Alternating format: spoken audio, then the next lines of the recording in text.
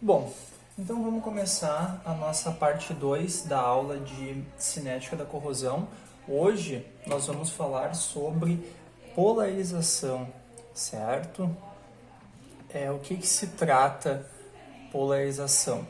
Bom, polarização é a mudança de potencial devido ao fluxo de uma corrente, certo? A gente também chama isso de sobrepotencial, certo? Então, o que seria o sobrepotencial ou até mesmo sobretensão, certo? Ele é uma perturbação, certo? Que nós causamos no potencial em relação a um potencial de referência, certo? E esse potencial de referência, ele pode ser qualquer um que nós escolhamos, certo? Então pode ser o potencial de corrosão, pode ser o potencial de circuito aberto, pode ser o potencial padrão, certo? Então a definição dele seria basicamente essa aqui, certo? Então sobrepotencial é igual a um potencial menos um potencial de referência, certo? E aí, o que acontece? O que isso vai causar, né, no sistema? Então, se a gente tiver um sobrepotencial positivo, então a gente pode fazer aqui, vamos fazer um esquema aqui. Então, aqui vamos pensar que é potencial, certo? Aqui nós vamos ter o nosso potencial de referência, tá? E aí, se nós tivermos um sobrepotencial positivo, certo?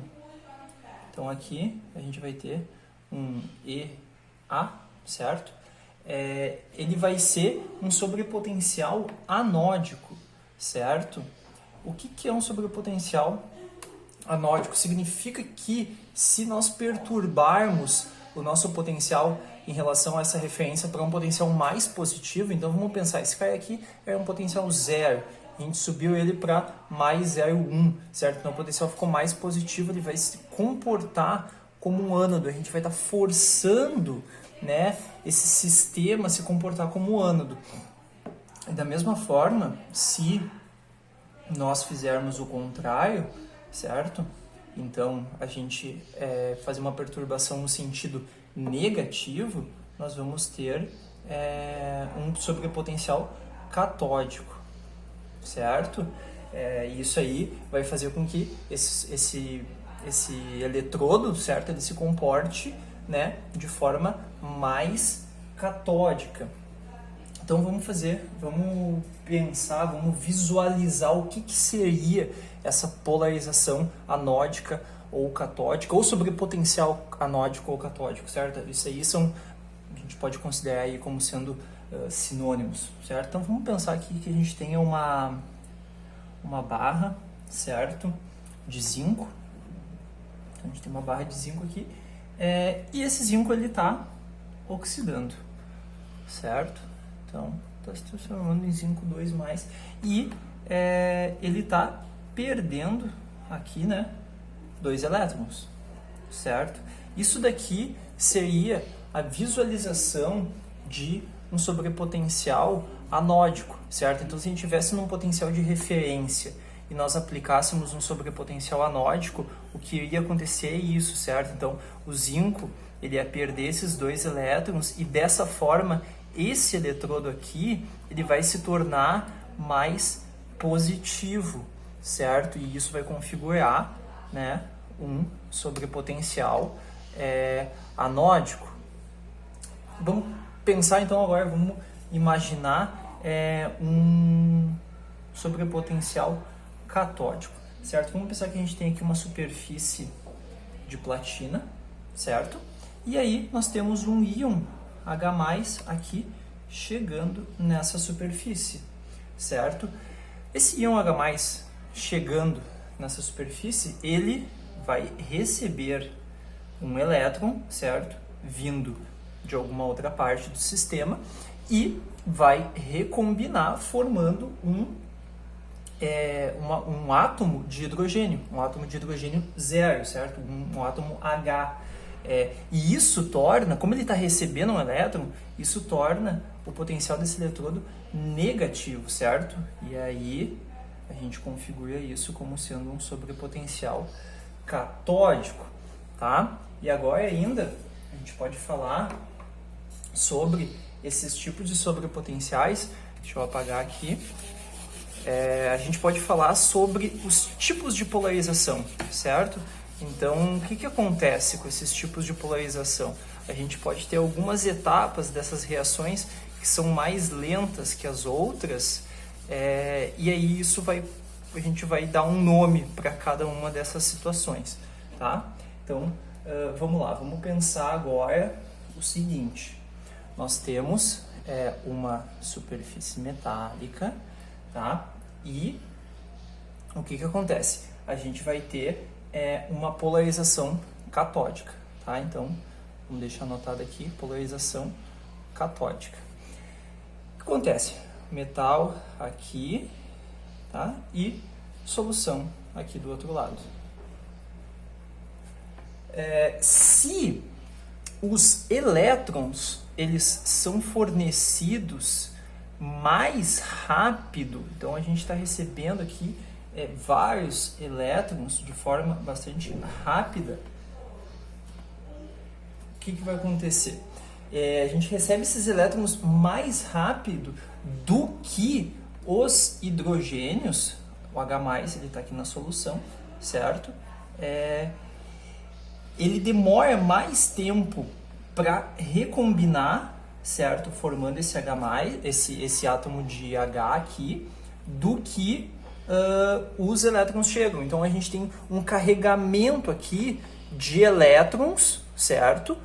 E então a superfície está toda eletricamente negativa. Esse cara aqui chegou na superfície, só que o tempo dessa combinação aqui entre o elétron e esse cara aqui para formar esse aqui é lento, certo? E isso causa uma lentidão no acontecimento dessa reação, dessa etapa dessa reação, certo? Porque o que acontece? A reação do hidrogênio, ela é basicamente assim, ó. A gente tem 2 elétrons mais 2 H+, formando 2 átomos de H adsorvidos, certo? E aí depois a gente tem uma segunda etapa, que esses 2 átomos de H, eles recombinam entre si, certo? Formando o gás hidrogênio, certo? Então é uma reação que ela está acontecendo em 2 etapas. E aí, essa etapa aqui, certo? Sendo a etapa lenta, então essa combinação aqui, ela demora para acontecer, a gente tem um carregamento aqui de elétrons, certo? Isso daqui nós chamamos de polarização de ativação, certo? Por quê? Porque é a dificuldade que o sistema tem para vencer essa primeira ativação aqui, certo? Existe uma barreira energética, né, para que aconteça essa primeira etapa dessa reação, tá? Então, dito isso, vamos pensar numa outra conjectura, certo? Que as duas podem acontecer em determinadas situações. Vamos pensar o seguinte, que a etapa lenta, então nós temos aqui elétrons chegando, certo? Uma segunda etapa, isso aqui é uma segunda situação. Nós temos elétrons chegando aqui, só que a etapa lenta agora ela é a chegada desses caras, dos íons, né, de H+, até a superfície. Essa é a etapa lenta, certo? Então é uma etapa que ela está acontecendo dentro da solução, é uma lentidão na difusão desse cara aqui até ele chegar na superfície e aí de fato fazer essa recombinação e formar o gás hidrogênio, certo? A etapa mais lenta é essa aqui. Essa etapa mais lenta, quando a etapa ela está envolvendo uma difusão, um transporte de massa, certo? A gente chama isso de polarização de concentração, certo? Então, e esse tipo de polarização de concentração, tanto de concentração quanto de ativação, eles podem acontecer nos 2 eletrodos, tanto na polarização catódica, que é o que a gente está vendo aqui como exemplo, quanto na polarização anódica, certo? Então agora a gente vai visualizar como isso aconteceria no caso de uma polarização anódica, certo? Então vamos apagar aqui essa parte e vamos fazer um exemplo aqui de uma polarização anódica, tá? Uma visualização de polarização anódica. Então vamos desenhar aqui uma superfície de ferro, certo? Então a gente tem ferro aqui, e aí o que acontece? Os elétrons, eles saem aqui do metal de forma rápida, certo? Só que o que acontece? O átomo de ferro, então o ferro está se transformando de ferro para ferro 2+. A etapa lenta, nesse caso, é a consolidação dessa reação aqui, dessa perda desses dois elétrons. Então, os elétrons eles saem rápidos, mas esse íon aqui de metal, esse átomo aqui de ferro, ele demora para sair da matriz metálica, certo? Então, assim, o elétron ele já foi embora e o ferro ele ainda está na matriz metálica. Então, de novo, devido a uma questão energética de consolidação dessa reação. Isso a gente chama de polarização de ativação anódica, certo? E o que seria a polarização de concentração anódica? Vamos pensar agora da seguinte forma. A gente tem átomos de ferro aqui e eles estão se transformando, né? Eles estão reagindo, oxidando, formando ferro 2+. Só que agora a etapa lenta e os elétrons estão indo embora, certo? Então reparem, nos dois casos, os elétrons estão indo embora. Quando os elétrons vão embora, a superfície fica positiva. Então a gente chama isso de uma polarização, né, sobre potencial positivo, então polarização anódica. Esse cara está indo embora. E aí a etapa lenta é esse átomo aqui, esse íon aqui de ferro, ele sair, ele se afastar da dupla camada elétrica, certo? Então, de novo, ó, a polarização de concentração está relacionada à concentração de uma espécie. Então, a gente tem uma concentração de espécies de ferro 2+, aqui, nessa região, muito grande, certo? Ele demora para sair, certo? Então, essa difusão aqui, ela acontece de forma mais lenta, certo? É o que limita a reação, porque a presença desses caras aqui na dupla camada elétrica impede ou dificulta o prosseguimento dessa reação, certo? É uma dificuldade no prosseguimento dessa reação e a gente chama isso de polarização de concentração, tá? Nós ainda temos um terceiro tipo de polarização que ele não acontece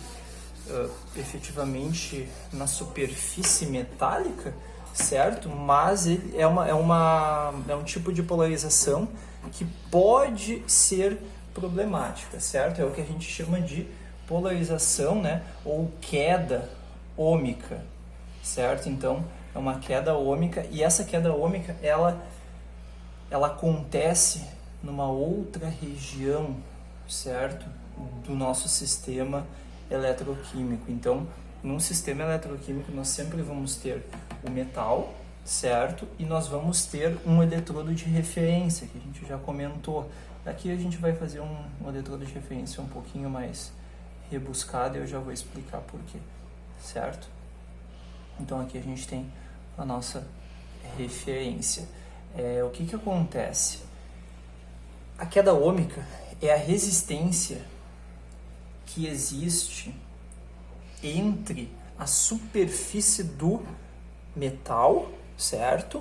E a ponta do eletrodo de referência, certo? Então, uma resistência do eletrólito, certo? Então, aqui a gente tem uma resistência do eletrólito. E isso daqui porque isso aqui pode ser um problema ou pode não ser um problema. Se a gente tiver uma solução bastante condutora, não vai ser um problema, porque essa resistência aqui ela vai ser pequena. Agora, se a solução ela for pouco condutora, a gente vai ter problemas, na verdade, porque essa resistência aqui vai ser muito grande, isso aqui vai atrapalhar nossas medidas, certo?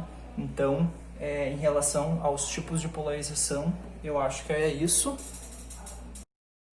Bom, agora vamos falar um pouquinho sobre a teoria do potencial misto. Só que para isso, vamos começar voltando lá atrás naquelas definições de potencial de redução padrão que a gente definiu lá nas primeiras aulas, certo? Então, qual que é o potencial da reação do hidrogênio? Bom, o potencial da reação do hidrogênio é zero, certo? Então vamos traçar aqui, então aqui no eixo Y a gente vai ter potencial e no eixo X a gente vai ter corrente, tá? Então vamos identificar esse cara aqui, tá? Então aqui é o potencial da reação de hidrogênio, certo? H2 com H+, certo? Aquela reação que a gente já conhece. E qual que é o potencial de redução padrão do ferro? Então, o potencial de redução padrão do ferro ele é menos 0,44 volts, certo? Então, ele vai estar um pouquinho abaixo aqui, tá? Então, que aí é aquela reação, né? Então, o potencial do ferro se transformando em ferro 2+, tá? E aí, vamos aplicar o que a gente acabou de definir sobre potencial, certo? Então, o que vai acontecer se, nesse caso aqui do hidrogênio, nós aplicarmos um sobrepotencial positivo?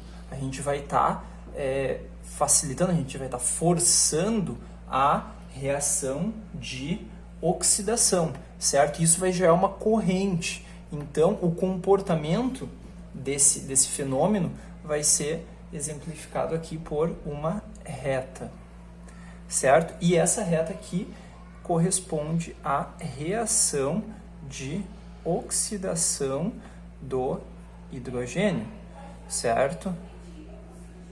Aqui faltou 1, 2, certo? Então, o que vai acontecer? Quanto maior for esse sobrepotencial aqui, certo? Maior vai ser a corrente, certo? Então, é aquilo que a gente já havia comentado. Agora, se a gente aplicar um sobrepotencial negativo, né? Então, aqui para baixo, a gente vai ter essa situação aqui, certo? E nós vamos ter a reação de redução, certo? Do hidrogênio acontecendo, que aí seria um sobrepotencial catódico, tá bom? Então vamos fazer esse mesmo pensamento agora para o ferro, certo? Então, se a gente for aplicar um sobrepotencial anódico para o ferro, nós vamos ter esta situação aqui, certo? Onde a reação vai ser a oxidação do ferro. Então, a gente vai ter ferro, né, se transformando em ferro 2+, mais 2 elétrons. Se a gente aplicar um sobrepotencial negativo, a gente vai ter a reação oposta acontecendo, ou seja, ferro 2+, mais 2 elétrons, formando ferro, certo? Por que isso é importante, né? Então, porque isso daqui é o que explica o aparecimento do potencial de corrosão, o potencial de eletrodo misto. Por quê? Porque quando a gente tem, por exemplo, uma barra de ferro mergulhada em ácido clorídrico, por exemplo, o que acontece? A gente vai ter a reação anódica de uma espécie acontecendo e a reação catódica de outra espécie acontecendo. A gente não vai ter essa situação aqui do equilíbrio, certo? Aqui nesse potencial aqui a gente tem o quê? Tanto a reação de oxidação quanto a de redução do ferro acontecendo ao mesmo tempo, na mesma taxa aqui. A do hidrogênio aqui é a mesma coisa, certo? Mas na vida real isso não é assim que funciona. Então, quando a gente mergulha esses dois caras juntos, o que acontece? O hidrogênio, ó, vamos pensar aqui, ó. O hidrogênio, ele provoca um sobrepotencial positivo no ferro. Então, o hidrogênio é o cara que puxa, certo? O potencial do ferro até aqui, certo? E o ferro, da mesma forma, ele puxa o potencial do hidrogênio até aqui, certo? E aí, onde eles se encontram, é onde a gente tem o que a gente chama de um estado estacionário, certo? Esse aqui é o potencial de eletrodo misto, certo? Ou também chamado de potencial de corrosão, certo? Então aqui nós temos o E-core, tá bom? E aí, aqui, né? Então se a gente traçar agora essa linha aqui para o eixo X, a gente vai ter a nossa corrente de corrosão, o nosso I-core, certo? Isso daqui tudo a gente chama de diagrama de Evans, certo? Que foi ele que desenvolveu isso daqui. Lembrando que esse diagrama de Evans, ele é teórico, imaginário, simplista, né? A gente não consegue prever diretamente essa corrente de corrosão, esse potencial de corrosão. A gente precisa medir isso daqui experimentalmente, certo? E aí é onde entra a grande questão. Como é que a gente vai determinar essa corrente de corrosão? Aqui a gente já tem uma pista de como vai fazer isso. Por quê? Se nós fizermos uma polarização anódica, certo? A gente faz uma polarização anódica. Depois nós fazemos uma polarização catódica, onde esses dois ramos se encontrarem, nós vamos ter a corrente de corrosão, certo? O potencial de corrosão a gente consegue medir diretamente, então é só mergulhar. Aquele potencial que a gente vai medir no multímetro é justamente esse potencial de corrosão dessa mistura aqui de potenciais, certo? Agora, se a gente traçasse, se a gente desenhasse aqui, né, uma curva experimental, né, que é isso daqui, essa curva experimental a gente chama de curva de polarização, que é justamente isso. Nós aplicamos sobrepotenciais propositalmente para causar esses efeitos e aí depois a gente conseguir determinar a corrente de corrosão. Se nós fizéssemos, né, essa curva experimental, o que a gente ia observar? A gente ia observar o seguinte: esse cara, ele ia estar aqui, certo? Ele ia seguir esse mesmo comportamento, só que chegando perto do potencial de corrosão, essa linha ia desviar um pouquinho, certo? E aqui a mesma coisa, essa linha ia desviar um pouquinho e depois ia seguir, tá? E aí, só que com isso, aí teve um outro cara que propôs a gente extrapolar essas regiões aqui, certo? Então aqui, tanto na curva experimental quanto na teórica, nós temos regiões retilíneas. E se nós extrapolarmos essas regiões retilíneas, vamos aqui, a gente extrapola elas, nós vamos cruzar exatamente onde? Exatamente na corrente de corrosão. Então esse diagrama aqui, né, ele ajudou a desenvolver um método prático para a gente descobrir a corrente de corrosão de sistemas que estão fora do equilíbrio. Isso daqui tudo também explica uma série de tipos de corrosão. Então aqueles tipos de corrosão que a gente já discutiu um pouco, eles são explicados dessa mesma forma, certo? Então vamos pegar até um exemplo aqui, deixa eu apagar esse exemplo anterior, e vamos pegar o caso, por exemplo, de corrosão galvânica, né? Então, corrosão galvânica a gente falou bastante sobre ela e tudo mais, então vamos pegar aqui. Vamos pegar um eletrodo de zinco, certo?